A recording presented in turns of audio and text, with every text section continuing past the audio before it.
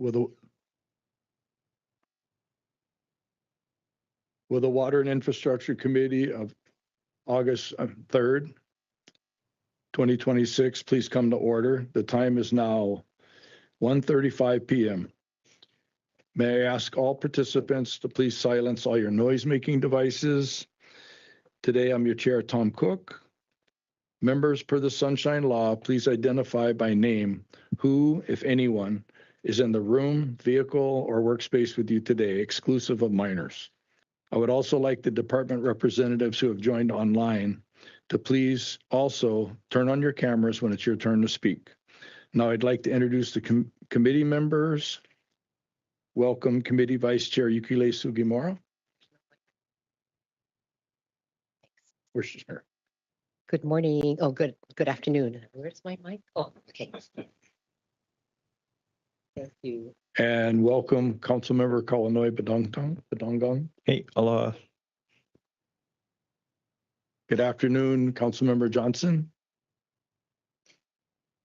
Good afternoon, Chair, Council members, committee members. There's no testifiers here at the Lanai District Office, and I'm alone on my side of the office, ready to work. Thank you, Chair. Thank you. And Council Chair Alice Lee is excused. Good afternoon, Councilmember Tamara Paulton. Aloha Winala, streaming live and direct from the Maui Planning Conference Room. Thank you. Good afternoon and welcome, Member Connie Rollins Fernandez. Aloha awina la, Chair. Aloha awina la kako mai molokai nui ahina. I'm at my private residence, and I have my 2 minor children and my husband, McKenna Fernandez, here. There are currently no testifiers at the Molokai District Office. Mahalo, Chair. And Councilmember Shane Sinensi called. He will be excused today. Welcome, Councilmember No'olani U'uhajans. Aloha, Chair. Aloha, everyone. I'm also at my private residence. My husband is here as well, Koa Hodgins. And then I have my oldest son, Makoa, is around here somewhere, soon to leave. And we have 5 minors in the house, last few days of summer. So everyone's here. Okay. So from the administration, we're joined by the representatives from Department of Water Supply. Good afternoon, Chair. John Stephelbein, Director. Yep. Aloha, Chair. James Jensen, Chief Engineer for Water. And welcome, Corporation Counsel. Good afternoon, Chair. From OCS, we're also assisted by our excellent committee staff. Please see the last page on the agenda for information on meeting connectivity. Good afternoon, everyone. We have one item on today's agenda. WAI 21 relates to amending the water availability policy on subdivision construction plans. Members, if there's no objections, I would like to take testimony after receiving opening comments on WAI 21. No objections. Okay, no objections. Thank you, members. Let's begin. Members, Y21 relates to Bill 1, 2026, amending the water availability policy on subdivision construction plans. Bill 1's purpose is to ensure that while written verification of long-term water supply remains critical to sound development, this requirement should not delay the Water Department's review and comments on subdivision construction plans. I want to clearly state what this bill does not do. Bill 1 does not eliminate Maui County's Show Me the Water requirement. A developer must still receive written verification from the Director of Water Supply confirming a long-term reliable water source before subdivision construction plans are approved. That core safeguard remains fully in place. What Bill 1 addresses is the timing and efficiency of plan reviews. It codifies a parallel track allowing Department of Water Supply to review and comment on subdivision construction plans concurrently with other department reviews rather than delaying that review process until written water verification is issued. This bill does not authorize development without water. Instead, it allows early technical review of plans while preserving the county's requirement that water availability be demonstrated before a subdivision can be finalized. Members, we met on Bill 1 at our meeting in January 26, 2026, and deferred action on it, allowing the Board of Water Supply to review and comment on the bill. The board met since our committee meeting and transmitted a response dated May 21st, 2026, which can be reviewed under Granicus item number 27.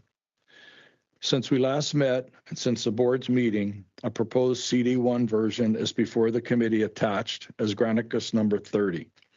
Specifically, the CD1 version restores the requirement for written verification prior to construction plan approval, while adding a new subsection specifying that the verification process must not delay Department of Water Supply's review and comments on those plans. At this time, I would invite Department of Water Supply to introduce themselves and provide any opening comments. You already introduced yourself. Opening comments?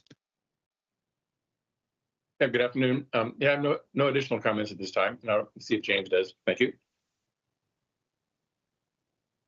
Thank you, Chair. Just a couple of comments. Looking at this bill, our position is similar to before, where we feel this is a council policy decision and we can operate either way. We don't view this as creating additional work. It just changes when the work happens.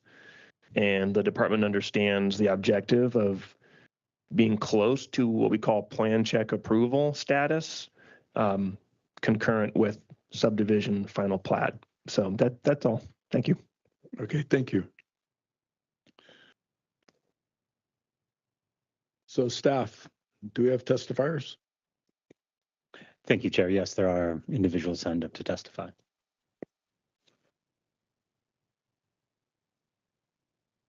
Chair, before we proceed with testimony, would you be able to read the testimony remarks? I sure can. Okay, anyone wishing to testify, please sign up in the lobby, join the online meeting, or call on the phone number noted on today's agenda. For online testifiers, please click the raise your hand button. For those calling in, please follow the prompts via phone *5 to raise and lower your hand and *6 to mute and unmute.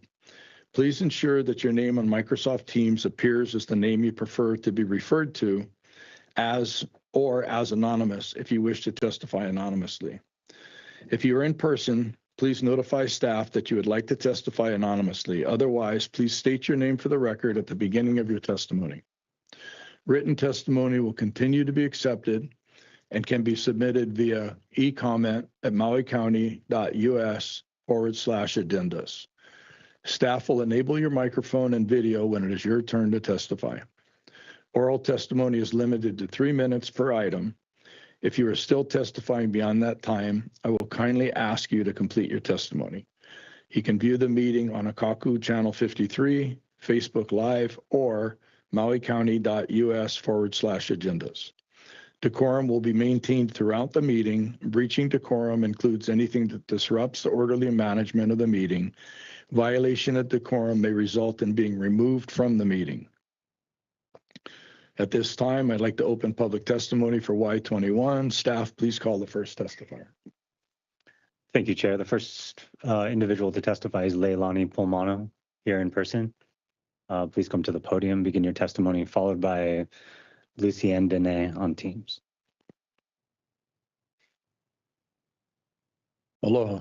Aloha.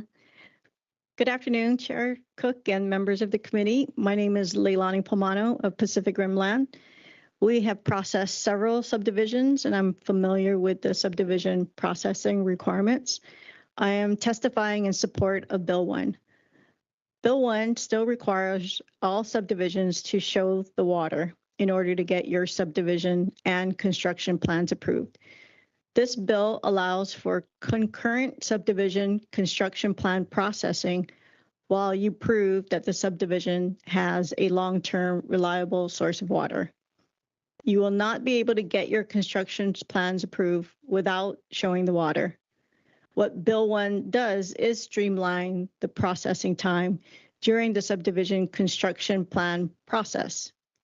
And I ask for your support of Bill 1. Thank you. Thank you. Any clarifying questions? No? Not a question, but last time we heard this item, Ms. Pomano was designated as a resource. Can I ask that we designate her again? I would agree. Is there any objections? Would Are you be you- willing to Are serve you as a willing and resource available to to this be a body? resource? I didn't ask. Sure, I I can. think of you course. need to just Thank you. state what her expertise is. Myself. So I guess as a representative from a organization that has done several subdivisions, we can have perspective from somebody who's gone through the current process. Thank you. Okay. Okay, thank you. Thank you. Staff, next testifier. Thank you, Chair. The next testifier is Lucienne Dene on Teams, followed by Travis Liggett. Ms. Dene, you can begin your testimony.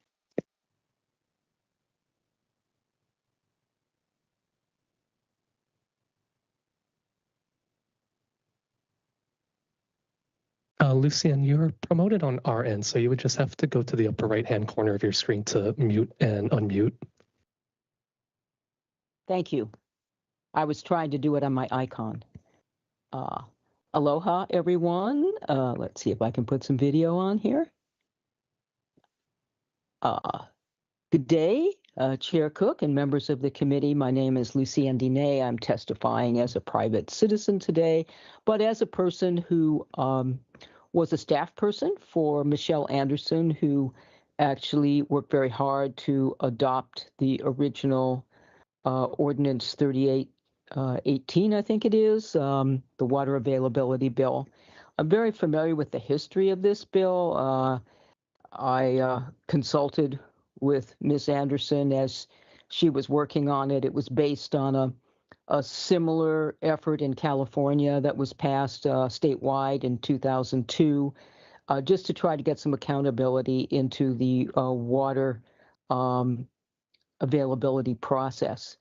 So I don't really understand how this is going to speed things up. It seems to me that there is a lot of back and forth with the department during the what's called preliminary subdivision review, and I think the council should try to pin that down. And if at that point during the preliminary subdivision review, a source of water can be made available, then by the time you get down to final subdivision review, that's just behind you, and it doesn't hold anything up. So I'm also concerned about the change in 1412-040, where the written verification, the language is changed from no applicable subdivision shall to may. If shall and may mean the same thing, in other words, it has to be done, then why not just leave shall? May to me is a word that creates uncertainty. And that's the last thing you want when you're, trying to have a clear process. Also, I really wonder if there has been review by the Board of Water Supply that had some concerns about this bill. Have they reviewed this revised version?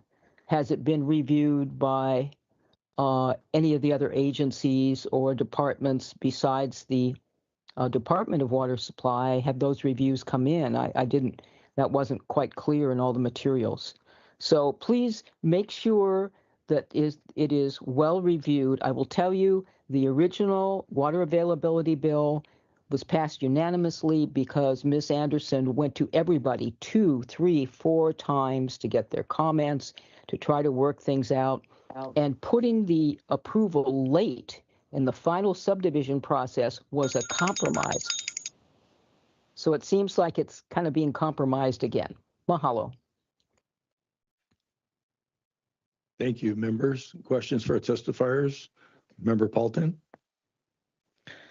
Thank you, Chair. Thank you, Ms. Dene, for your testimony. I wanted to clarify what you had said about the portion in 14.12.040A about the shall to may.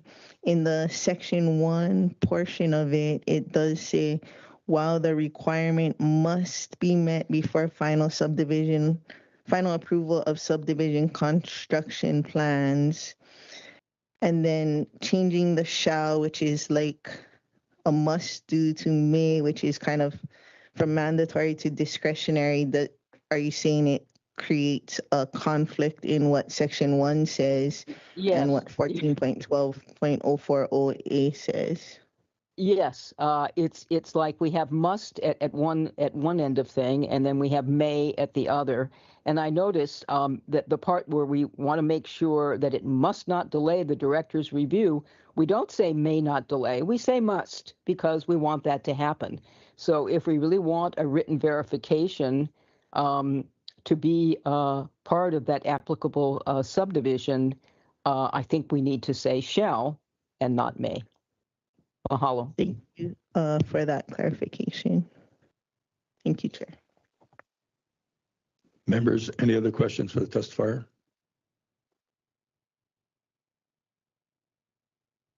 So thank you. I guess my clarifying question, Ms. Nene, is the intent is basically to make it completely clear and unequivocal that a subdivision will not be approved until the show me the water component is implemented. So do you see that not being really clear in this? Well, here's my take on this. The California bill that this was modeled at had a verification earlier in the process. So when you applied for a subdivision, you had to submit that verification document, and the planning department was required to send that application for subdivision to the nearest public water district and say, what do you think, et cetera. The idea was early in the process, you try to make sure that we're on the right track in terms of a water supply, because then you can do something about it. The compromise on this bill was no one would support it being with the application process. It had to be at the end of the process with the final subdivision approval.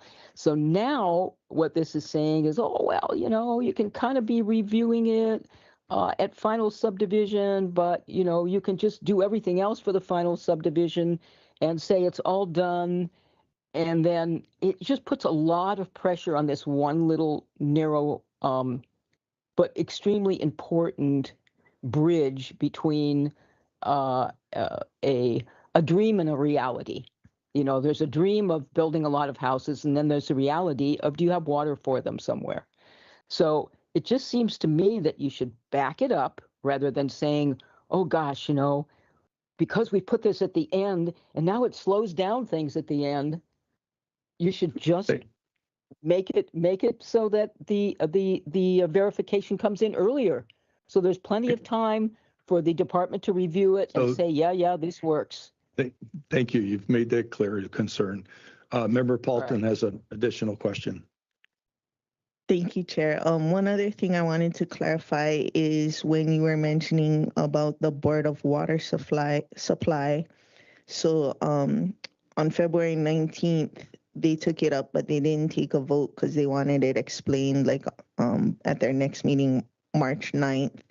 And then I think May 21st, they gave feedback that they weren't supportive of the removal of 14.12.040B and 18.20.160D challenges. And then a new ASF was posted on July 28th, 2026. So my clarification is, when you are asking about Board of Water Supply weighing in, you're talking about after the 7/28/26 ASF posting, if Board of Water Supply had a chance to provide feedback on the amendment summary form posted on July 28th, 2026. Yes, thank you for that clarification. 3 minutes goes kind of fast, but yes, in a nutshell, this has had changes. Thank you.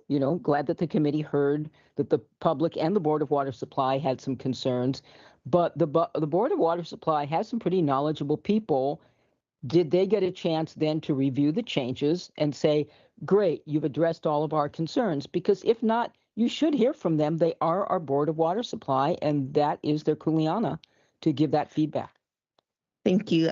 I think we did get written testimony as well from Mr. Hellion, and he may have signed up for in person. I think he's on the Board of Water Supply, but not sure if that's currently. Thank you. Thank you for the clarification.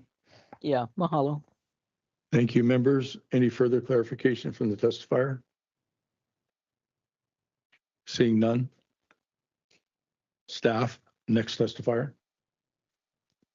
Thank you, Chair. The next person signed up to testify is Travis Liggett on Teams, followed by John Helly. Mr. Liggett, you can begin your testimony. Good afternoon, Council. I hope everyone is well. I am currently hooked up to an IV, so a little disheveled. This treatment is very intense. I just would like to send my regards to the person who voted against the TIG the first time, because that compelled me to fight, accept this treatment, which I had declined. Probably wouldn't be here. So hope is very meaningful, but I'll focus on this bill, which doesn't make sense to me when, and I just, rhetorical arc, opposing point, what I think the committee should be focusing on are these grave risks to human beings. And I really think that the committee should refocus on things that are placing people at risk right now. And instead of splitting hairs on theoretical water that may or may not be there, I think you should be really paying attention to legal requirements that say that if it goes in the ocean, it has to meet the ocean standard under the permit programs required by law. And so the rhetorical arc is that I don't think that our taxpayer dollars should be focused on balancing water checks that are not identified yet, and should refocus on things like meeting permit requirements that keep people safe. Because I engaged with a lady who just out of the blue sent a request for a GoFundMe. She has cancer. And I started asking, because cancer risks increase with inflammation. Mr. Liggett. Yes. If I may just close the arc. Yeah, she has had so many infections. She swam every day at Cove Park until she was hospitalized for months and months. So my point is, these negligence things, especially when the DEM or DOH is testifying that disinfection is happening, there is a threshold after which. Could you stick with the Department of Water Supply issues that's on the agenda today, yes, please? So this new water would end up going through a system and then end up in the ocean in a way that is not compliant with the law. So the idea that we would talk about routing new water into a system where the destination of that water is non-compliant with legal requirements is at its core not internally fact-checked. Okay. So the idea is that you should, yes, you should cause system-level integrity before making compartmentalized decisions. That's all. Staff, next testifier. Thank you, Chair. The next individual we have signed up to testify is John Helly, followed by Albert Perez.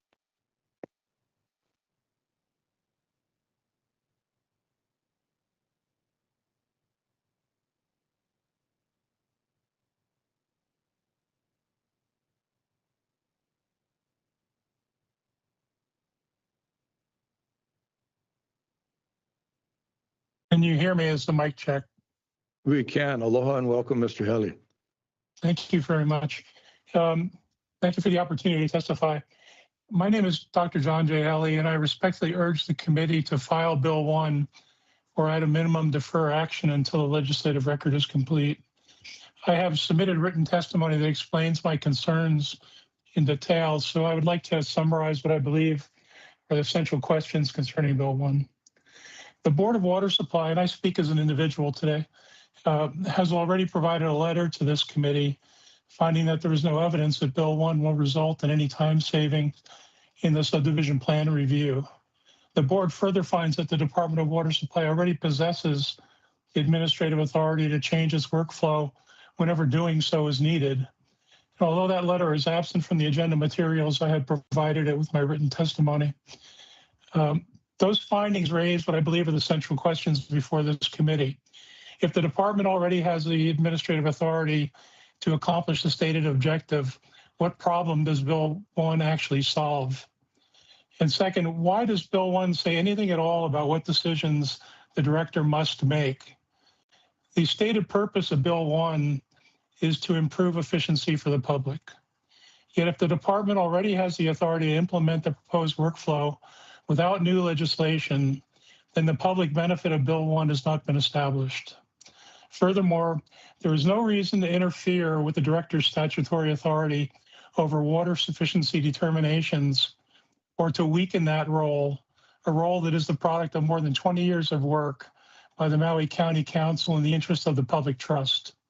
For those reasons, I respectfully request that the committee file Bill 1 or defer action until any need for this legislation has been clearly established and the complete legislative record is before the committee and the public. Thank you for that. I'm happy to answer any questions.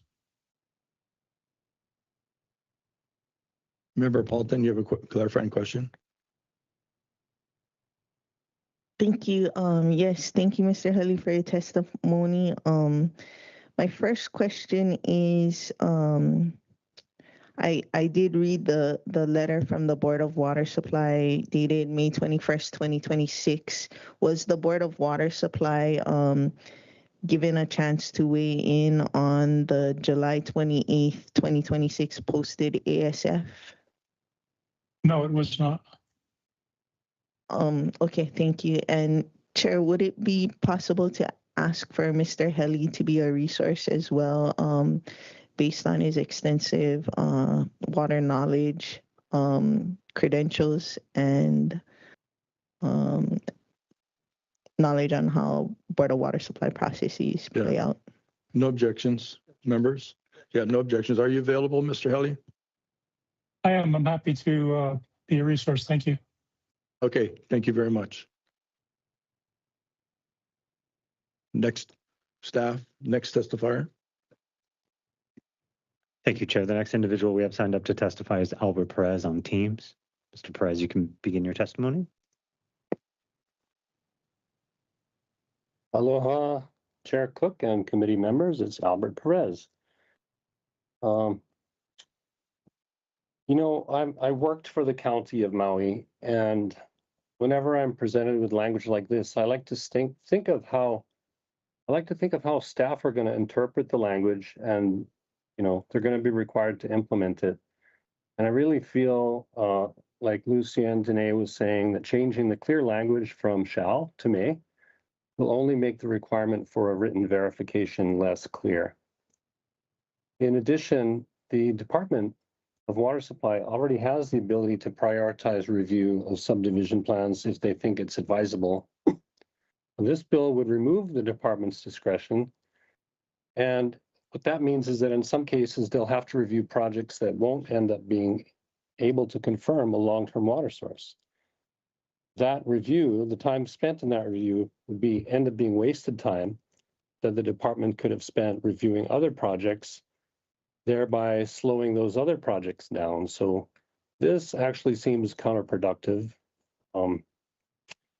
So anyway, in summary, the bill is unnecessary and will provide less clear direction to staff. So I ask that you file the bill. Mahalo. Thank you, Mr. Perez. Members, any clarifying questions for the testifier? Member Paulton? Thank you, Chair. Thank you, Mr. Perez, for your testimony. As I wanted to clarify what you stated would be difficult for staff to interpret on based on, I guess, planning's feedback in their correspondence. Number 2 talks about clarifying early that as the ASF approval creates no vested rights to water or final approval.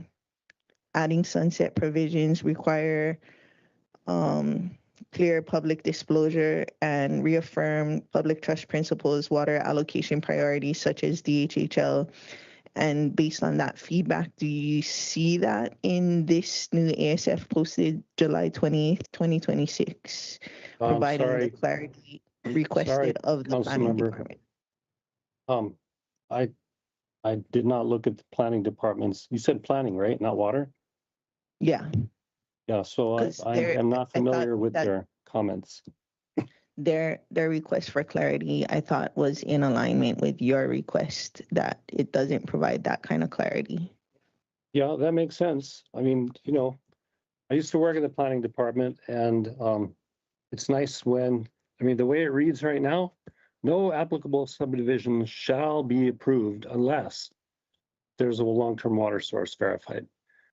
And if you And read it so the other I way, guess to clarify what you were saying is that if it's processed in the order it comes in, processing a project that doesn't have clear water availability could take precedence over a project that does have clear water availability and slow down a project that has water availability. Is that that is correct. That was the second part of my testimony. Absolutely. Okay. So it wasn't anything to do with planning's comment. No, I didn't even see their comments. Sorry. All right. Well, at least you're not getting paid to read this stuff. So there you go. Okay. Members, any other questions for our testifier? Seeing none, thank you, Mr. Perez. Okay, mahalo. Aloha. Staff, additional testifier. Thank you, Chair. Our next testifier is a representative from the Royal Patented Kingdom of Hawaii.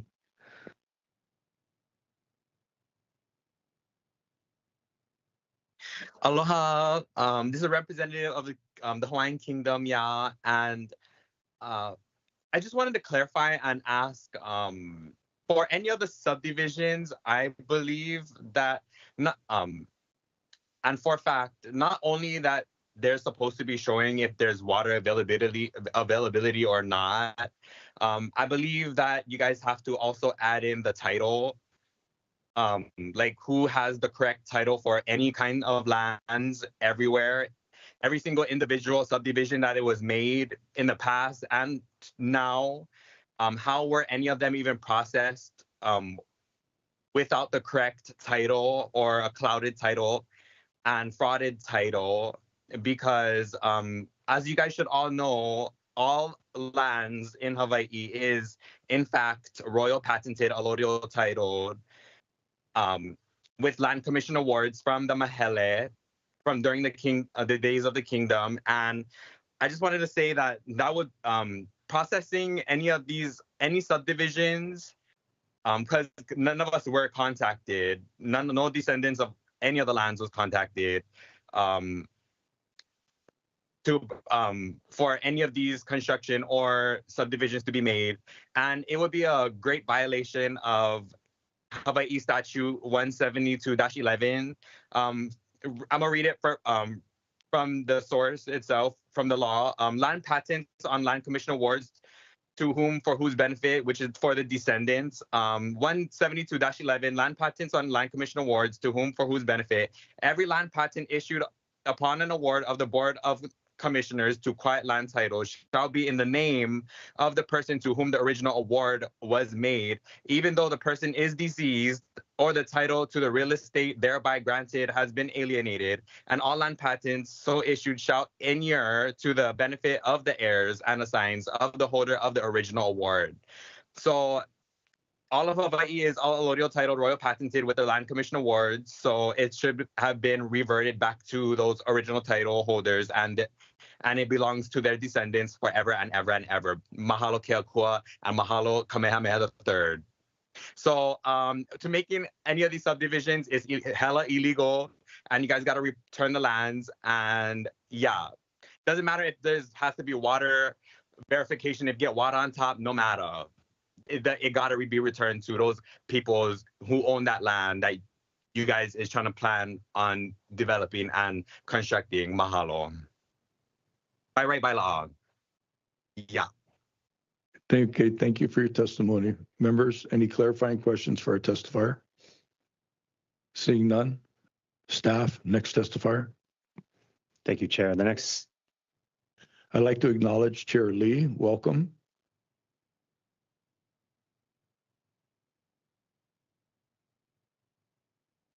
Hi, Chair. I'm here in my home space alone. Looking forward to your meeting. Thank you. Welcome. Staff, next testifier. thank you, Chair. The next individual signed up to testify is Stacy Alapai on Teams. Aloha council members, long time no see. I apologize. I didn't prepare comments in advance. I just found out this meeting was happening today. I'm still struggling with the new system to figure out when and where things are being discussed. But from what I've heard so far, it does sound like this bill is pretty half-baked, as I've heard from other bills. I think it would be wise to do your due diligence and make sure the Board of Water Supply and all of the different county departments have had a chance to weigh in on this before you make any decisions, especially about the amendments and the ASFs that had came out last week. I doubt everyone has had a chance to really review this thoroughly. And since we're talking about water, we're talking about subdivisions, this is something that I think all of you have campaigned about, the importance of water and building affordable housing and all of this stuff. And so I don't think this is a process that should be rushed. I think the Show Me the Water ordinance is something that is one of the most colloquially familiar bills that most people actually know about it. It has a nickname, and changing it, taking the teeth out of it, changing things that must be to things that might be, is just going to increase further distrust of government. And I don't think any of us want that. And so I would ask for you to defer this until all of the appropriate entities have a chance to have their mana'o heard. And I specifically am requesting that you keep the teeth in this bill, so that it remains the Show Me the Water ordinance and not the Maybe We Have Water ordinance. Mahalo. Members, any clarifying questions for the testifier? Okay, thank you. Staff, next testifier. Thank you, Chair. There's currently no one else signed up to testify. Members, without objections, if there are no more wishing to testify, I'd like to close oral testimony. Okay, thank you. As a reminder, written testimony will continue to be accepted into the record. So, staff, can we take a 5-minute break before we have to start discussion? Chair, because you closed public testimony, you would have to do some kind of deliberations. Okay. If the members wouldn't mind, let's have a little deliberations, and then I'd like to take a bio break.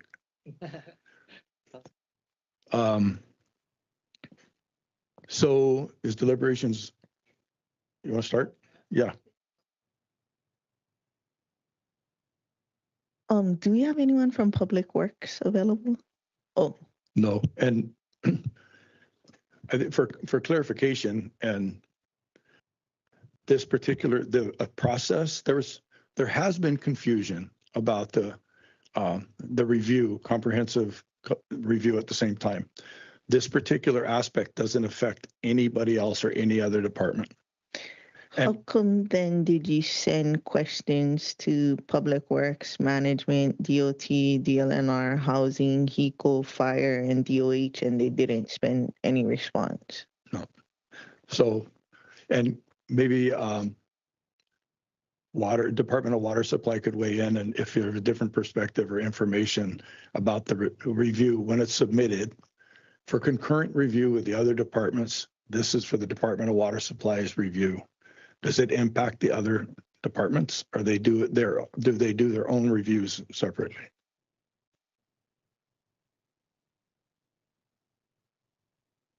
And I guess we could ask our resource people also after. Yeah, these microphones are too short. But they're wireless. Yeah, that's true. Yeah, that's a good point. So we review on our own schedule. So I understand that that's the case for all departments. And then when all the departments have completed their reviews, then that can create a condition for an applicant to resubmit for another round. But all departments typically have to complete reviews before a resubmittal can trigger a second round of review. Does that include you folks as water supply? Yes. So basically, what do you interpret this bill as? Like, how would you prioritize subdivision review? Is it in the order it's received? When we have time, would you review the ones that have shown water availability first, and then go to ones that you have time? Do you have enough staff to do all at once? So there's a few questions in there. We typically review in the order received. If we had 2 projects to review and one of them maybe was submitted second but had water versus one that was submitted prior and didn't, we would probably utilize our discretion to prioritize that. We do prioritize the reviews that chapter 12 does not apply to, right? Those exemptions, which are typically for affordable housing projects or infill, things like that. So yeah, we're doing okay on staff. Thank you for asking. And we typically review order received, and then there can be a little bit of massaging of priority. So if this bill were to pass, maybe with the shall instead of may, would you think that the wording of the bill still allows you to use your discretion to review projects that have water availability first, even if that wasn't the order received? I would probably operate that way. I see that this would really this would kind of, I don't want to use the word force, but the department would review projects that don't have water also, that we would move forward with that. That being the case, those are typically what we call CON permits in maps. Those are construction drawings associated with subdivisions. And thanks to our council on July 1st, we have a review fee for that time spent. So that's more of an at-risk review if we're reviewing something that doesn't have water yet.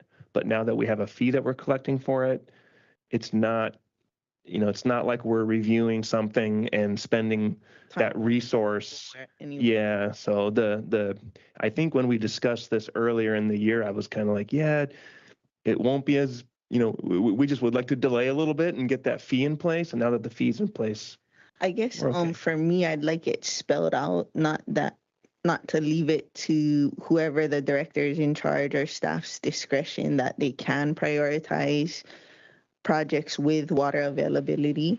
The other question I had is when you were, I don't remember who said it, but that the rest of the department, you can't submit for a second round of questions or a second review until all the departments have reviewed it. Do you think that's a holdup in the process? Because, like maybe they address the problem for planning or public works or whatever, but they can't go back and say, hey, I addressed the problem. Is it good enough now, until everybody weighs in? Do you think that's a holdup in the process? That question might be better suited for applicants and their experiences. I would say that historically, we've had staffing issues, and it was not uncommon for water to be last to complete its review. I think we're doing better, and we're continuing to get better as we get to full strength. But it has not been uncommon for water supply to be the last outstanding, right? Maybe my next round, because I don't want to keep you from going and doing what you need to do, but maybe we can talk to the applicant expert at a later time. Okay. Thank you, Member Paulton. Members, if there are no objections, we can take a 5-minute break. Thanks. It is now 2:20. We will return at 2:25. Chair, during the recess, can staff give the resource folks a device so we can see their faces? Mahalo, Chair.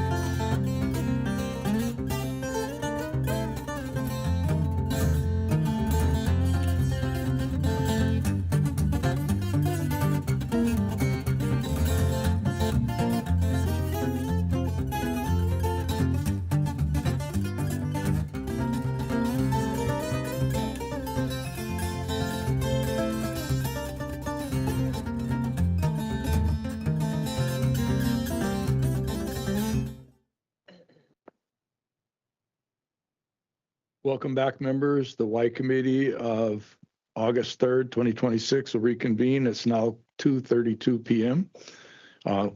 We had started our discussion.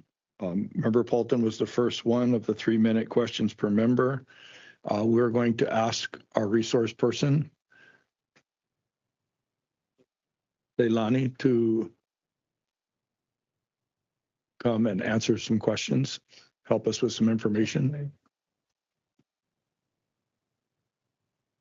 Good afternoon. Welcome.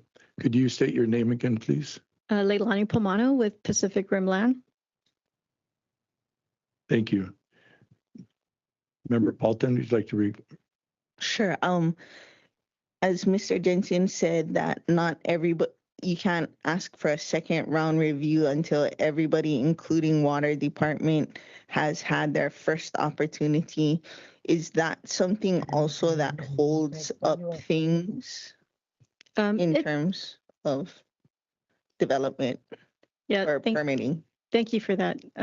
It does in a way, but to be honest, I think it's actually better that it happens this way. And it's probably because of the new system with maps that you actually have to have all of the agencies review as part of the subdivision. Before, it used to be we would have to deal with each individual department at each of any time.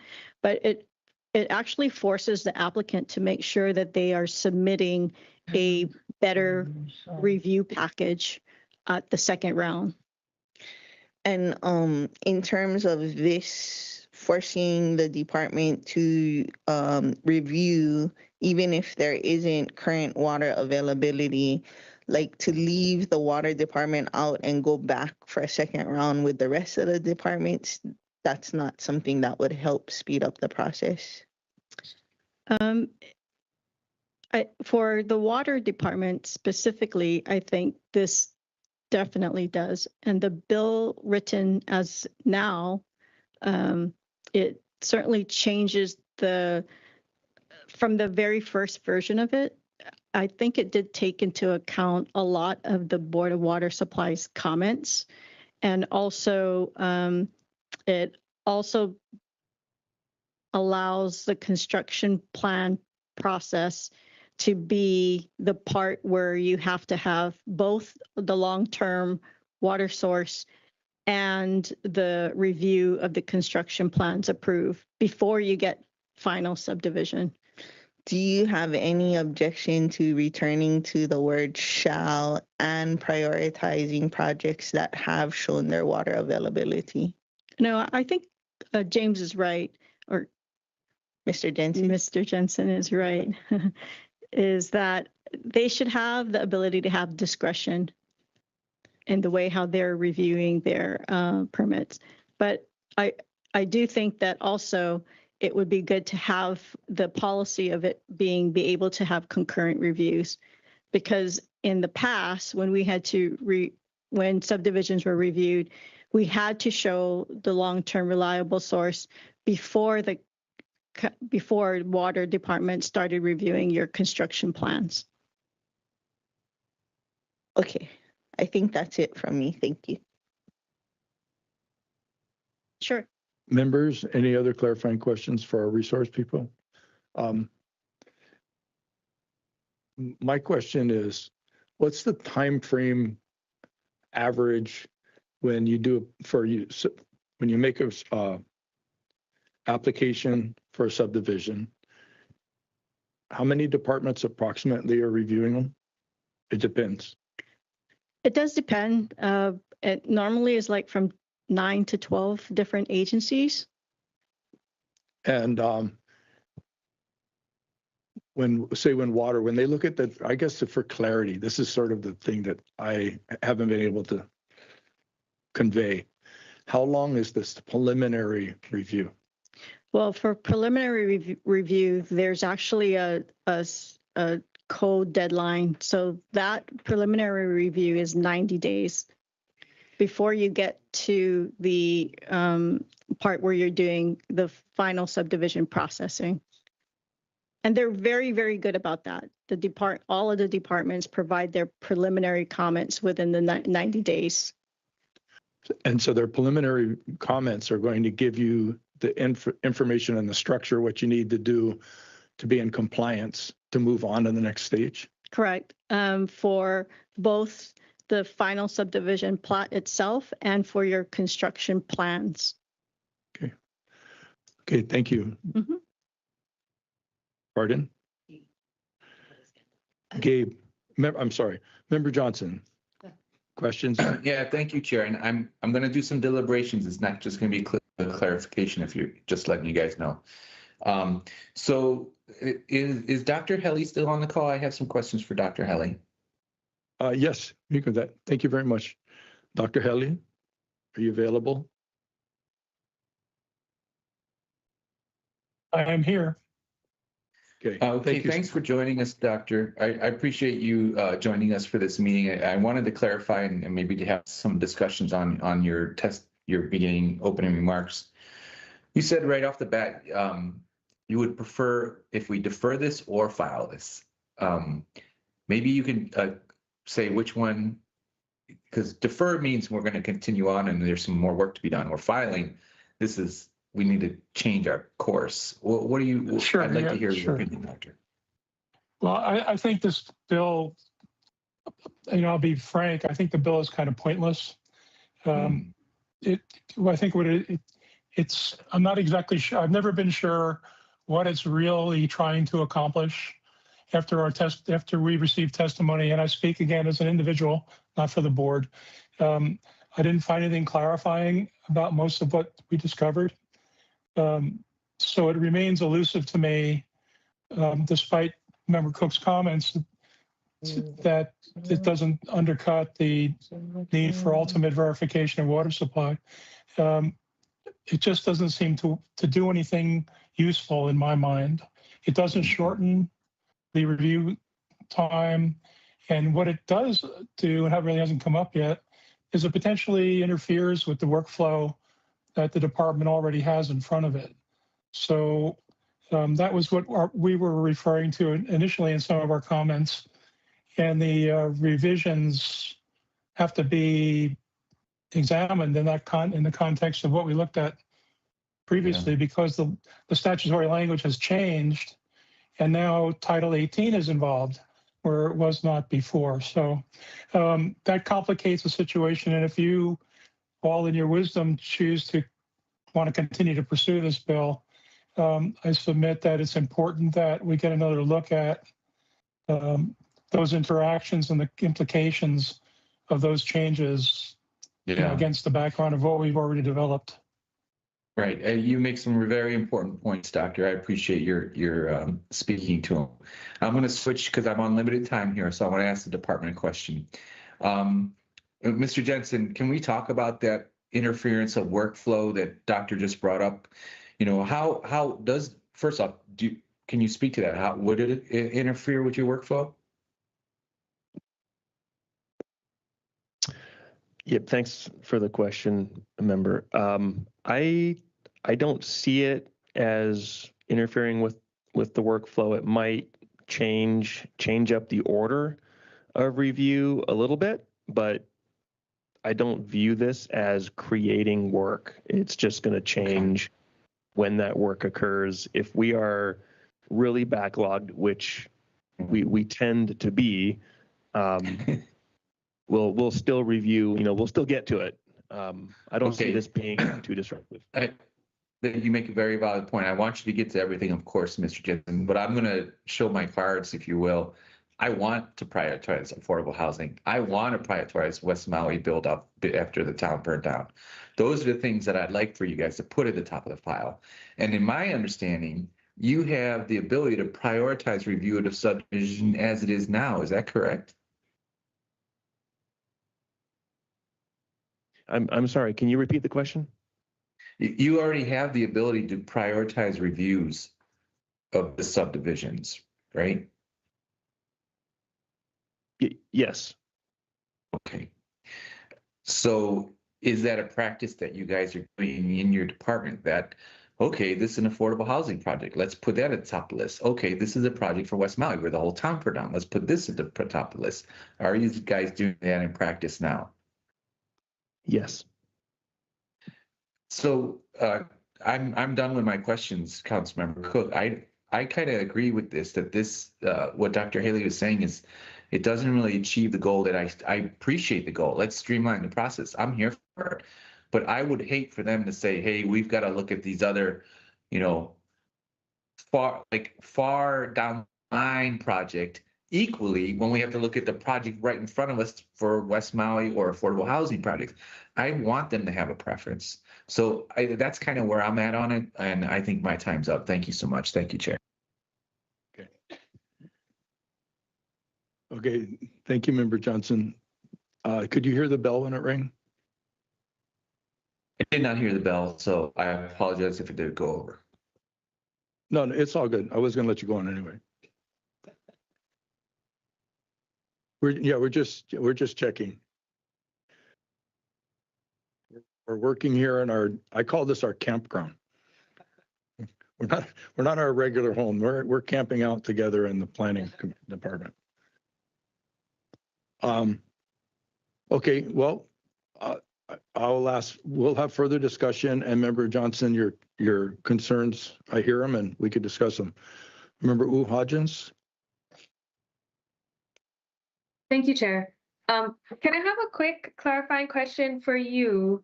So you said if we have any other clarifying questions, but we are in deliberation. I can ask all the questions, right? Okay, My bad. I'm camping oh out. no, that's okay. We just came back from recess and sometimes I forget where we are. I just wanted to clarify my questions because I don't think our resource people are leaving. So, okay. First, I'm gonna ask Water Department, Mr. Jensen, a question. So we heard in testimony that you folks are able to do exactly this, what this bill is intending to do without this legislation. Is that true? How does this impact what you guys currently do, or if at all? When I read the language in the bill, I understand it to not allow the department to kind of hold off on reviewing construction plans for a subdivision that doesn't have water yet, and continue to let other projects get reviewed first. That's generally how I would interpret this. How many times during the subdivision process do you folks review subdivision and construction plans? So this is the initial review, and then what happens after you say, okay, and you review it? What happens to the plans as it's continuing to be reviewed by you folks and the county?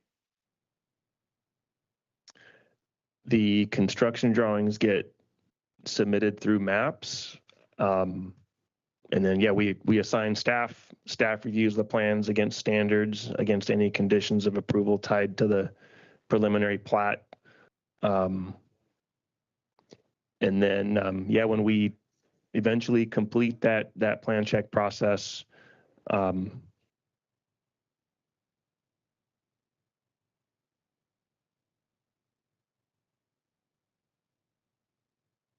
Is something going on? Sorry, member. Yeah, lost connectivity. Chair Cook's computer is offline, but we were kind of seeing it's okay because he's still in the room with us. So I can still see him on the big board camera. So we were advising that maybe we don't need to go to recess because he's in the room and he's on. Okay. Screen, not Member the small Cook screen. asked if I can ask you to continue, but his microphone does still work as well. Okay. Well, I think Mr. Jensen was explaining, how many times they have a bite at this apple for subdivision review. Yeah, well, in terms of how many bites of the apple, that ends up being a question of the quality of the construction plans. Okay. Reviews are typically maybe three reviews. They don't go on for too long in most Okay. cases. Thank you. And then I have a question for Ms. Pomano. I think subdivisions get a little bit confusing because not too many people actually do subdivisions. Building permits all the time, subdivisions less. In your opinion, how does this potentially expedite the review of the subdivision process? So How I does it can help? Thank you for the question. This is Leilani Pomano again with Pacific Rim Land. And I can only speak from my lived experience, and I have processed more than over, I would say, 10 subdivisions in my lifetime. And previous to this administration, what has happened in the past is that you would have to prove the long-term reliable source before they even start looking at your construction plans. This administration with the chief here has definitely made an attempt to have this process be a little bit more concurrent. Okay. But I guess what the bill does is then when you have changes of administration and changes of different policy, it then still allows the department to concurrently process the subdivision and construction plans at the same time. Okay. Thank you. And I heard the bell. Thank you very much.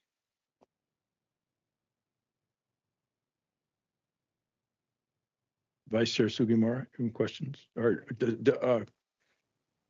Yes. So, Ms. Pomano, basically from what. Is your mic on? No. Ms. Pomano, so basically from what you just said, then this bill then would help clarify and just set in policy how this review would happen and not have the variations that you described from administration to administration. It would help. Yes, it would certainly help. And again, just from our lived experience, this would have helped our subdivisions from 4 to 10 months to process a subdivision. 4 to 10. Oh, that's a big difference. Okay, thank you. And Mr. Jensen, then same thing with you. Oh, can you hear me? Can you hear me? So, Mr. Jensen, basically from what Ms. Pomano just said, the department then, what is your perspective about the need for this? I mean, I don't think you were, were you here? Administration to administration. Just wondering, you weren't, right? So you're the head engineer that came on with Director Stufflebean. Yep. So I would interpret this to not allow the department to sit on construction drawings and not review them just because they don't have confirmed water availability. Yes. Okay. So basically exactly what the bill intends to do, right? And your department would then move forward. We're looking at construction drawings versus, wait. Yes. Okay. Thank you.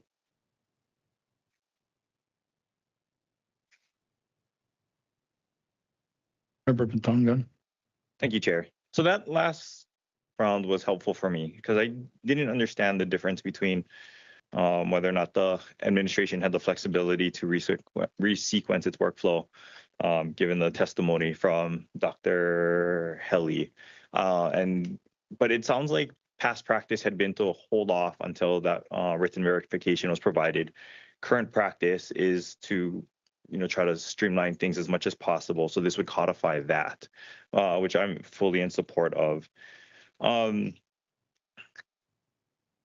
I also don't interpret what's proposed in this ASF version to reprioritize water or reprioritize how you guys evaluate projects. Is that how you interpret it as well?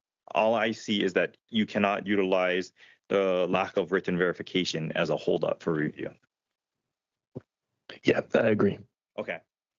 And then when you speak about in your personal testimony, it was you spoke about water versus no water. And it's not necessarily that they don't have water, correct? It's just that they have no written verification at the time of application. Correct. Okay. Can you speak a little bit more about your position regarding holding off on this legislation until the impact fees were in effect? So yeah, it wasn't related to the impact fees. It was the review fees. Okay. Right. So yeah, I consider this to be kind of at-risk review if it happens prior to that verification, and I am much more comfortable having a fee in place to cover at least a portion of our staff's time performing a review prior to that verification. Okay. So it's at risk at the discretion of the applicant. Correct. Okay. Question for Corp Counsel. There were questions during testimony regarding shall versus may. I don't see a material difference in section 14.12.040A. Can you speak to that one? And then under section C as well, it says must not delay the director's review and comments of subdivision construction plans. Do you have a preference on changing that one from must to may to conform with what's in section A? So just kind of initially regarding the question on 14.12040A about the change from shall to may, I don't read that as changing what the purpose is because they're both prohibitive. It says no in the front of it, so it's basically may not or shall not are essentially the same thing. It's a prohibition against it.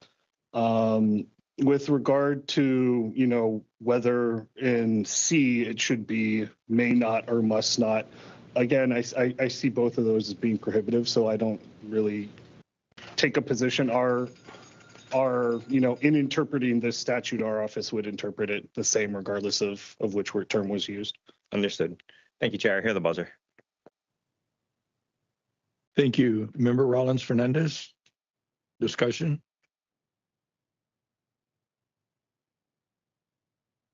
Mahalo, Chair. Okay.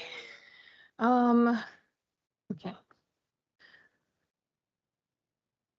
I guess my question for you first, Chair. In testimony, Mr. Helly asked if the bill could come back to the Board of Water Supply for review. Would you object to it being reviewed by the Board of Water Supply? And I don't know if I saw planning's response as well, and it wasn't really supportive of this direction.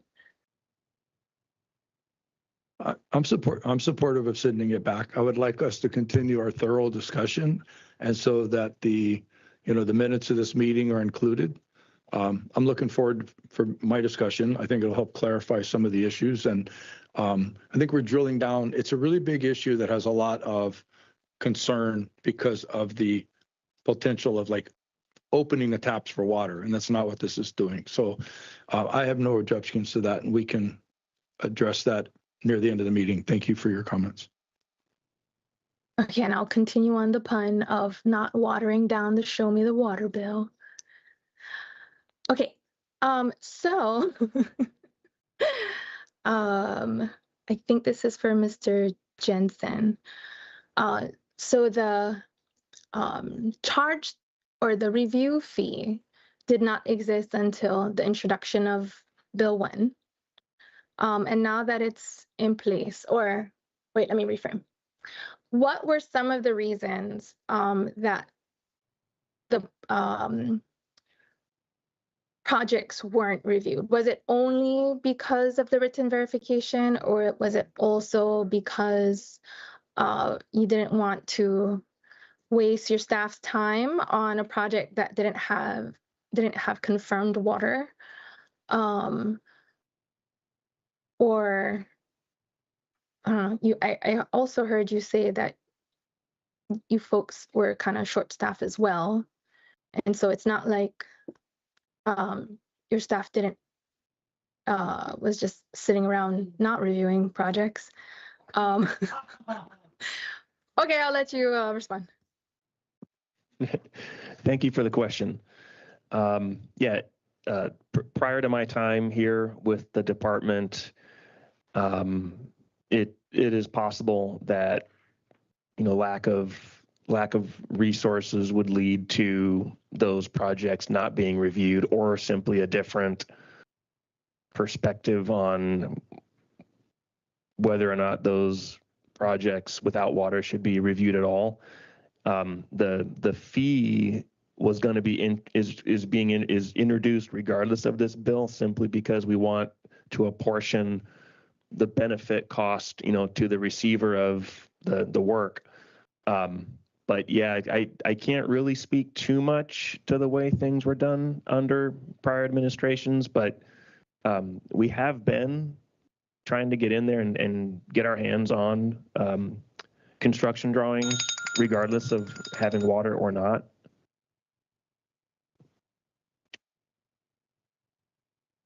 Yep, that's all. Thank you. Mahalo, Chair. I heard the time. Okay, thank you very much. It sounded like Mr. Jensen kind of abruptly stopped, but then he also said thank you. So I don't know if he completed his thought. Yes, I completed. Thank you. Mahalo. Chair Lee, discussion. Yeah, thank you, Chair. I really don't have any objections to this bill. I support the intent of the bill, which is to expedite the review of subdivisions. However, I don't object to further review by the Board of Water Supply. I would want to remind folks who do review this to look at it from the lens of a applicant, somebody who does subdivide. None of us do. And it can be a very long and arduous process, which ultimately delays the provision of affordable housing. So that's my point of view, Chair, and I will support your eventual proposal. Thank you, end. Chair Lee. Okay. For Chair's discussion, I'd really like to clarify the meaning of the intent of this is to basically kind of level the playing field for the review process from the current director, and all of the people in the Department of Water Supply have shifted gears and they're doing a great job. I think the MAPS program, getting more people becoming more familiar with it, permitting, and the reviews is moving forward. It is a policy issue as far as whether the Department of Water Supply has the option to simply take an application, put it on the shelf because there's not water, and just let it sit there until somebody comes in and says they absolutely have water. This is simply requires them to review it. They don't have to approve anything, but the process can move forward systematically, and they have to comply with whatever the Department of Water Supply says. It's not changing show me the water whatsoever. It's just enabling a subdivision to move forward. The review process is not approving anything else. So really the big thing is, in the past, the departments had the opportunity to set it on a shelf and not have they're not bound to look at it. They're not bound to approve it, but at least it needs to be looked at. The intent not to impact other projects, affordable housing, we can include that in there as far as like Member Paulton's suggestion, as far as it doesn't, it's not prioritizing other projects. The department, I have no problem, and I think it's appropriate. The department has discretion when they look at it. It's just that not having a water initially doesn't give them the opportunity to not look at it at all. So agree or not, that's the intent. It's just basically trying to make it policy uniform, not overriding the Department of Water Supply's authority, not mandating that they approve anything. The only thing is basically that they receive it at their discretion within a reasonable time frame, they're reviewing it and giving their comments back. So whoever's doing a subdivision can continue with the work and not basically it just be completely stalled. And subdivisions come in a lot of different flavors. This isn't, so I'm just, that's my perspective. It isn't, I understand people are really concerned about it and they're interpreting it to be changing a whole bunch of stuff, but it isn't the bill's intent. Member Paulton? Thank you, Chair. I'm really glad to hear that other members are open to sending it back to Board of Water Supply. And hearing Mr. Rose saying that there's no difference between shall and may, I would love to go back to shall since there's no difference and that would make people feel better. The other thing I guess I wanted to check in or have the Board of Water Supply and Water Department weigh in on is codifying or writing out the ordering of priorities, because like you said, it wouldn't mean that it would take priority over, say, a project with water availability or some of the projects that have exemptions like affordable housing or whatever. So if we could, if not, maybe not us, because we don't really know, or not all of us know, but if between the Board of Water Supply and the Water Department, they could come up with the way that they would prioritize projects, if say they got like a rush of every single type of project and times two and one had water and one didn't have water, like what would be their preferred ordering? And then also if we could include language as suggested by the planning department to clarify that this doesn't mean you're getting final approval. There's still the public trust in the ordering of availability. So if we could take your amendment summary form from July 28th, add in the language recommended by planning number 2, change may back to shall, and then send it to Board of Water Supply and ask specifically for their how they would like it codified that they prioritize projects, not necessarily in order received if there's affordable housing projects that just come in, or if there's other projects that do have water availability. Like in an ideal world, how would they logically prioritize projects that have water, don't have water, that are affordable, not affordable, so that there's nobody needing to look behind a curtain on how they make the sausage. So I'll weigh in. Can we just give them the discretion? I mean, it's just the water department, instead of all this prioritization and telling them and structuring exactly what they have to do. The only thing we're changing is you don't put it on the shelf forever. I don't mind giving review it. these guys the discretion. Yeah. Who knows what a future water director's discretion would be. Maybe it doesn't need to be codified, but maybe each new administration we check in on their priority. I don't know. I would like to see how they prioritize it. I think I trust this particular director and Mr. Jensen on their discretion. Not saying that would be true for all directors, and maybe we don't need to codify it. Maybe we just need to ask at the start of each new administration. But it's information I would love to know before voting on like how it would be done. Prioritization. Thank you. Members, second round. Vice Chair Sugimura, you're next.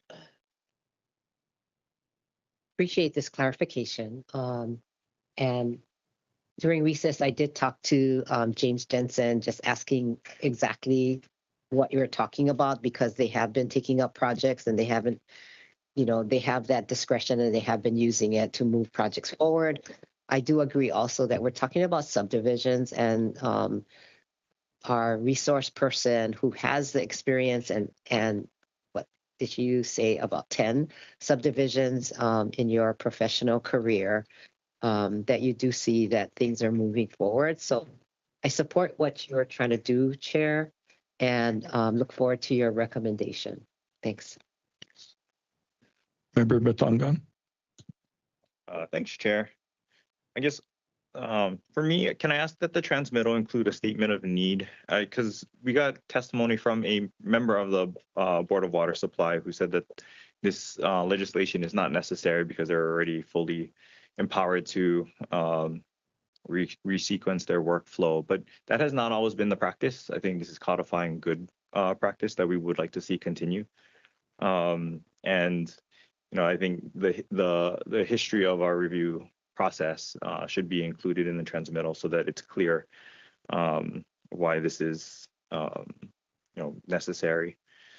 I also would just like to restate my interpretation of this. It does not reorganize the priorities of the department. It just says that they cannot sit on an application for lack of written verification as had been done in the past. It would be one of many considerations that the department takes up when they prioritize. I personally don't need to see it codified. I actually think it'd be more appropriate for it to be done within the department through their policies and procedures. This doesn't need to be a legislative action for me. That's administrative in my opinion. And I'm fully in support of transmitting it back to the Board of Water Supply. They want another opportunity to review and approve. I do have one question for you, Chair. My understanding was that the CD1 version was what we had taken up on January 26th, but the ASF refers to this new version as proposed CD1. Is that a mistake, or is it supposed to be a CD2, or am I just misremembering what we took up on January 26th? This is a new CD1. So it's okay. So the ASF would revise CD1. Okay. So however we want to label this, I just want to make sure that it's clear for the record that we are transmitting the new CD1, potentially named CD2 version to the Board of Water Supply for their comments. Okay. Thank you, Chair. Councilmember Johnson. Thank you, Chair. I don't have any questions at this time.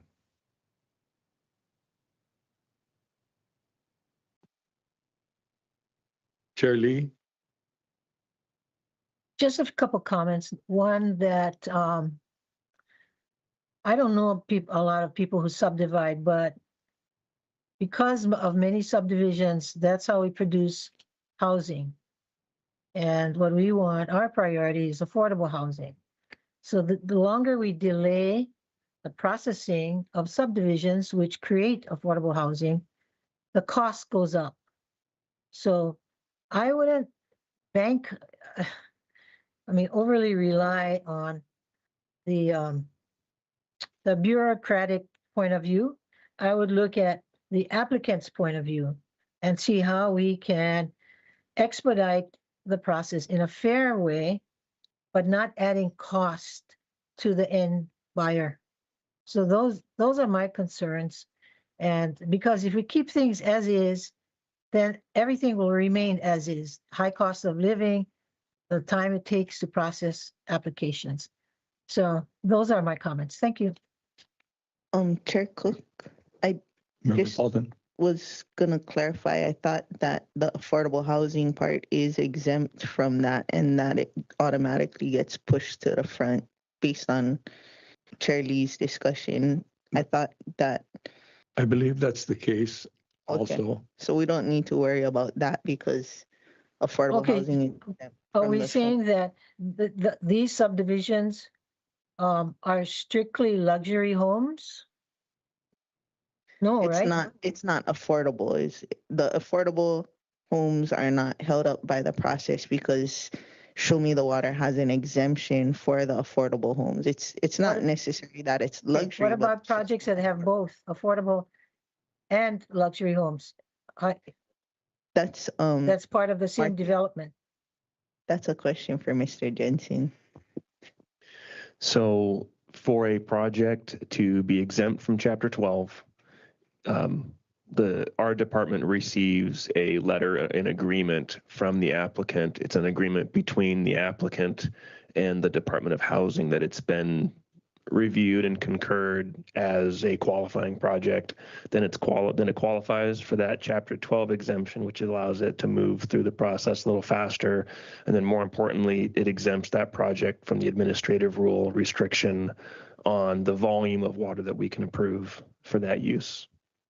So, Mr. Jensen, you're saying that if a project contains a market component and an affordable component, only the affordable moves forward because it's exempt, or the entire project, even with a market component, moves forward in an expedited way?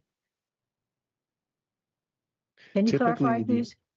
Yep, typically the entire project would get that agreement with the Department of Housing, but I'm not sure I've seen us handle a mixed project in the last couple of years. So I'd have to go back and look at what we've recently reviewed that wasn't 100% affordable. Yeah, because, we wouldn't have applicants of workforce housing complain if all their applications are expedited. So obviously there is a disconnect here. Thank you. Thank you, Chair Lee. Is that it? Yep. Okay, thank you. Member Hodgins? Thank you, Chair. Okay, do we have planning with us or no? Just No. water. Okay, because in their Water and letter, Corp, water and who? Water and Corp Council. Okay, water and corp council, great. In planning's letter, they were concerned about DHHL. So if we're gonna send this conversation over to the Board of Water Supply, which thank you for doing, I think it would be good to note what the DHHL process of their subdivision is like, because I don't think it's the same as our regular process.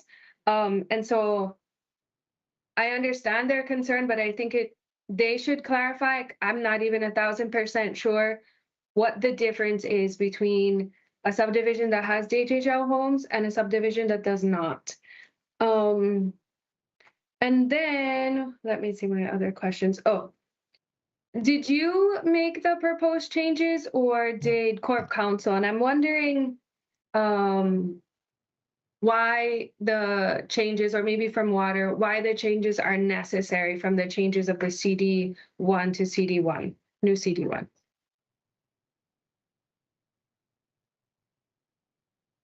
It was based on Board of Water Supply feedback.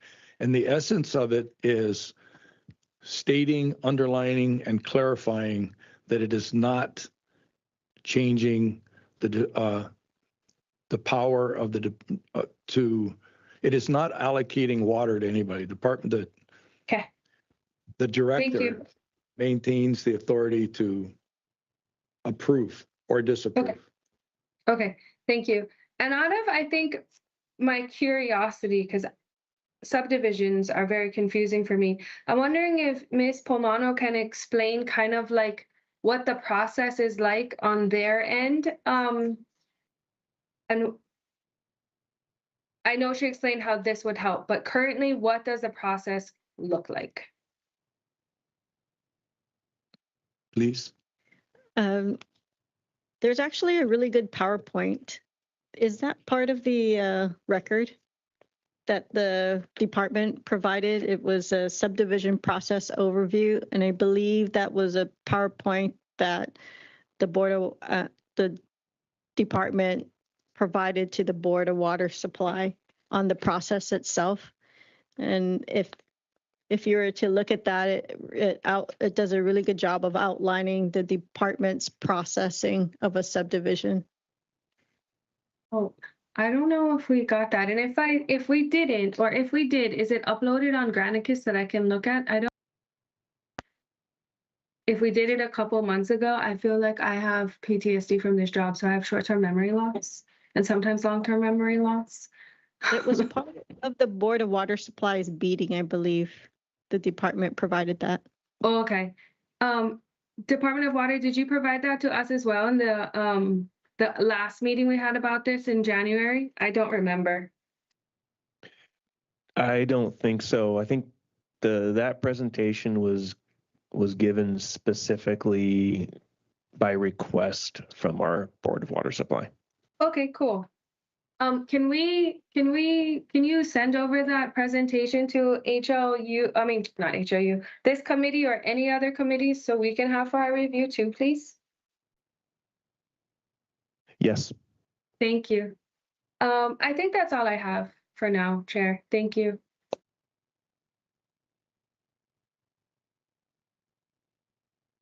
Thank you. So has everybody had 2 rounds?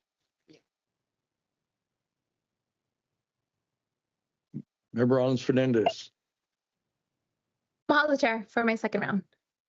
I think, I don't know who this would be for, so I'm just going to ask the question and whoever can answer me, please do.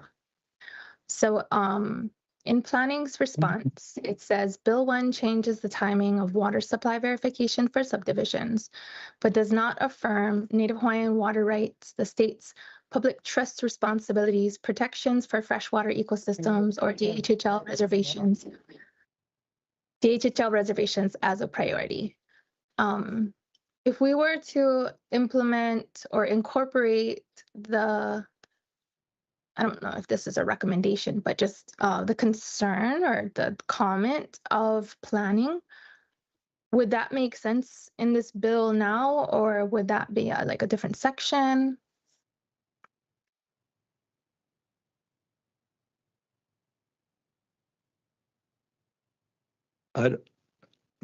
Personally, I don't think it's necessary. I would like to not mandate what the Department of Water Supply is doing as far as their administrative rules. This is modifying an aspect, and it isn't really changing their authority or their roles. So if the planning department has an issue with the way that they're doing it, then that's different. This particular bill doesn't impact that. It's the only thing it's doing is through policy requiring that they take subdivisions in and they review it, and at their discretion within their time frame, and not set it on a shelf until they come in with demonstrating that they have water. So that's the one aspect really of this bill. It doesn't change anything that the Department of Water Supply is doing. It just is requiring them to accept it when everybody else is receiving it and do a preliminary review, come back with all of their comments of what's needed. And that's the only thing that this bill does. It's very simple. It's not telling them what to do. It's not changing their authority. It's not allocating water. It's not doing anything besides when you receive a subdivision, like all of the other departments, you will take it in and review it within a certain time frame. And with comments. They're not approving it. They're just, and I could be mistaken for our chief engineer. Is that accurate? And if it's not, let me know if that's an oversimplification. In terms of not approving? No, as far as what this bill does, this bill is requiring that the department receive an application, whether they have water or not, and they do their preliminary review. That's the only thing basically it does. That's how I read it. Yes. It doesn't change the result or the outcome or anything, and it doesn't prioritize them. It just basically changes from right now where it's show me the water or we won't even look at it, depending upon their discretion, or receive it like every other department, do a preliminary review and comment, and no commitments. Is that accurate? I agree. Yes. Thank you, sir. Does that help, Member Rollins? Yes, but I heard the timer. You took up all my time. Mahalo for that explanation. I do see director turning on his video, but really quick. So I guess I heard Mr. Jensen say that there hasn't been many mixed subdivisions that they've reviewed. And, since projects under 2.97 or that is 100% affordable is exempt from this section. And what project are we trying to help? I don't understand. Like if this isn't something that comes up often, who are we delaying? I don't, you know, like if affordable housing is what we need and they're exempt from this section, and then we're gonna be helping someone else, I don't understand who it is that we're helping. But I see Director. Director? Well, thank you. Yeah, I just wanted to point out that the county code does require the Department of Water Supply to consider public trust uses in terms, and as it considers the availability of water supply, as it should. But that is already codified. I just want to point that out. Thank you. Mahalo, Director. Mahalo, Chair. And I don't know if you have any comments or response, because I don't know if I maybe misunderstood Mr. Jensen as far as like not many mixed use subdivisions for their review. And if that's so, like, I don't understand, like, what projects are we trying to help with this bill?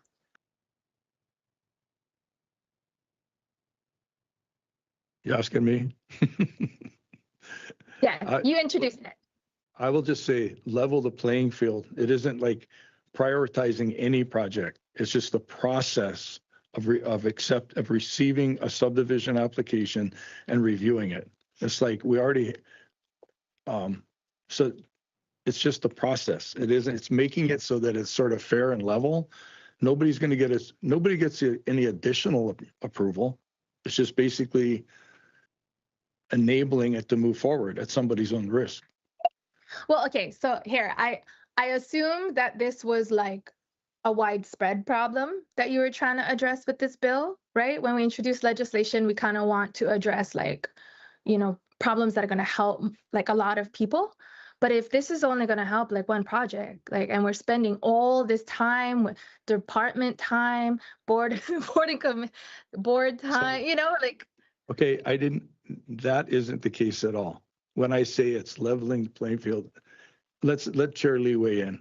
Okay. Yeah, Chair I Lee. was going to ask Ms.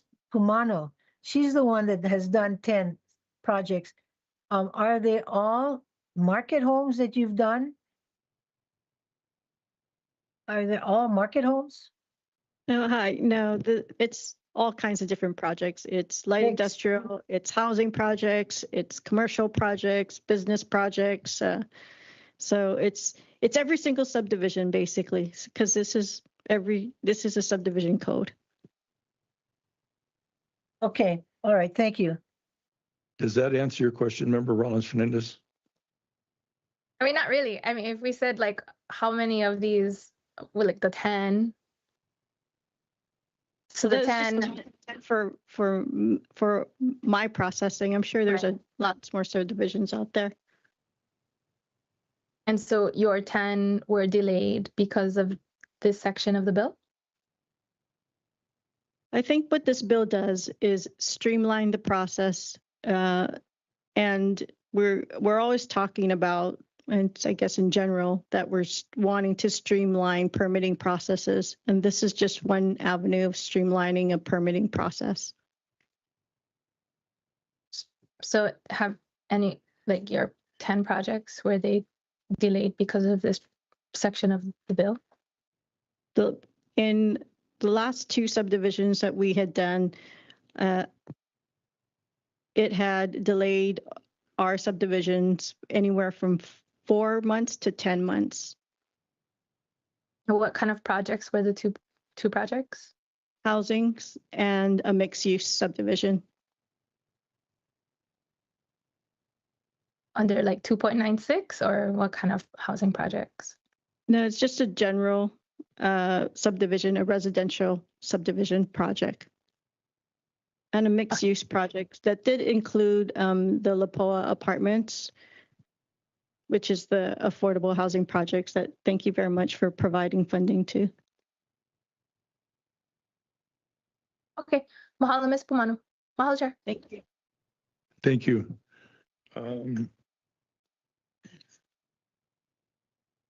Vice Chair Sugimura. Yeah, so from what I'm listening and hearing, I hear the concerns, and basically, I think if you clarified this, and I support what you're trying to do, then we may get more subdivision projects, and it may then look like that we're not hindering the progress to move forward. And the concern of department expressing that they can do this now, and they are doing it, but this would then codify what the department is doing. So, thank you.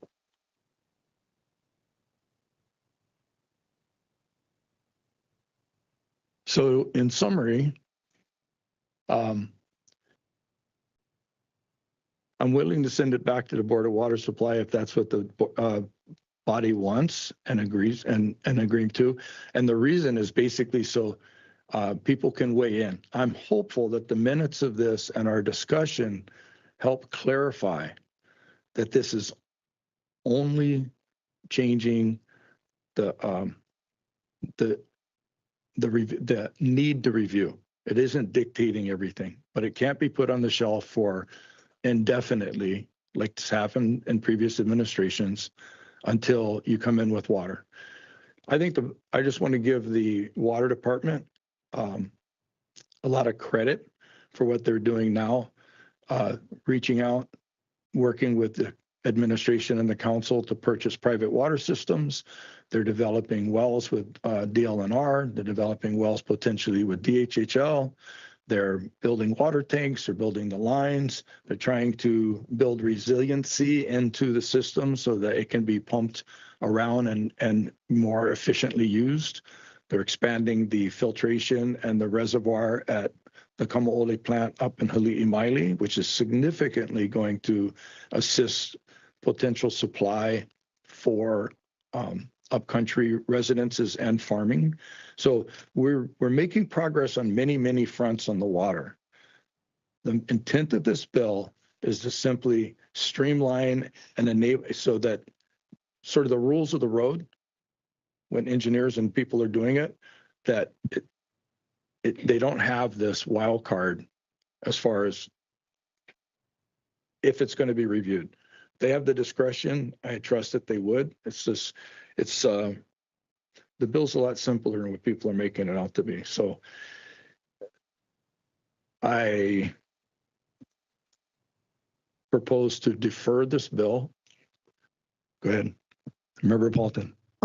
In the transmittal where we send it over to the Board of Water Supply, can we also ask, like I said, I'm not attached to it being codified, but I would like to know the department's like how they prioritize it. It doesn't need to be codified, but I think we should ask this administration and every subsequent administration how they intend to prioritize, and hopefully it remains consistent so we're all playing by the same rules each time. But I would like to know that information, whether it gets codified or not.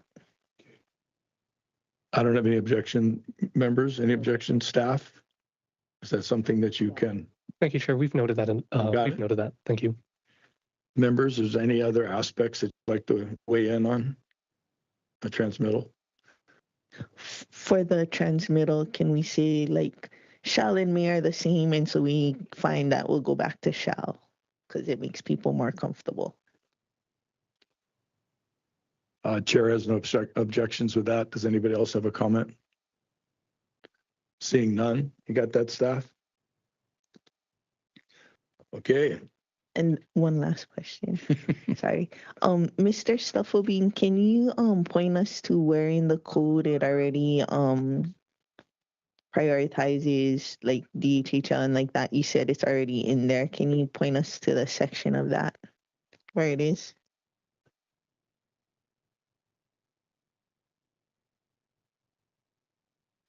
Director Stufflebean, are you with us? I am, and to get out of that, it's 14. Hold on a second, just a second here.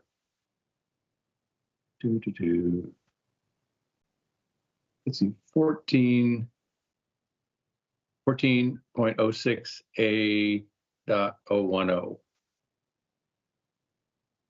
Thank you. I always trust you, but verify as well. Understood.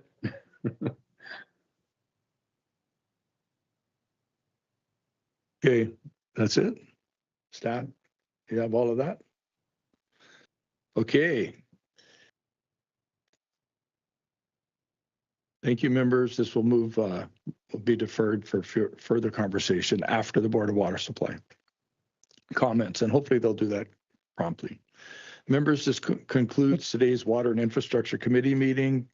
Thank you, everyone, for being here and for a very thoughtful, thorough meeting. The time is now 3:33, and this meeting is now adjourned. Good job.